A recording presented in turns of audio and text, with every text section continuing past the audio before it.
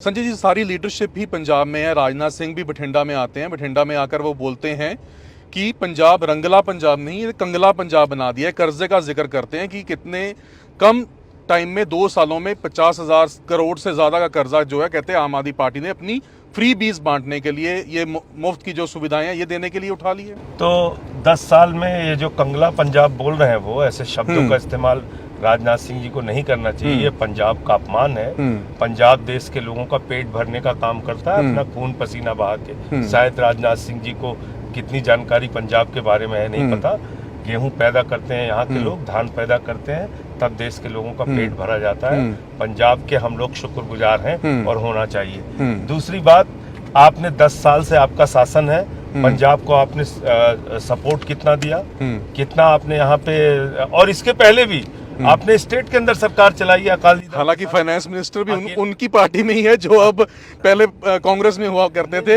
मनप्रीत बादल कांग्रेस में जरूर थे फाइनेंस मिनिस्टर, बट पार्टी छोड़ के बीजेपी चले गए और उनके साथ ही हैं। चलिए, मैं आपसे ये कह रहा हूँ कि भाई 10 साल यहाँ पर अकाली दल और बीजेपी की सरकार रही है जी।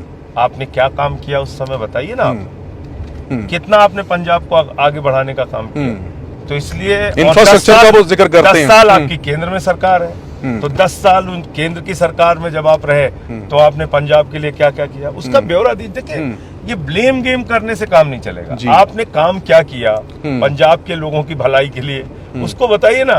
आप तो पंजाब के ऊपर काला कानून लगा के यहाँ की जमीनें छीनने जा रहे थे। वो तो हम लोगों ने विरोध किया। उस समय भगवंत मान जी सांसद थे, हमने प्रधानमंत्री का घेराव किया सेंट्रल हॉल में। तो हम आपसे लड़ रहे हैं। आपने तो पंजाब को बर्बाद करने में कोई कसर छोड़ी ही नहीं। ये तो मैं बीजेपी के नेताओं से पूछना चाहता हूँ, हिसाब दीजिए ना, बताइए क्या किया आपने।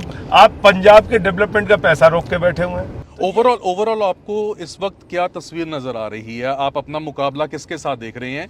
क्योंकि जिस पार्टी के साथ आप अपना मुकाबला देखते हैं, कहते हैं कि उनके साथ आपका देश में इंडिया अलायंस है।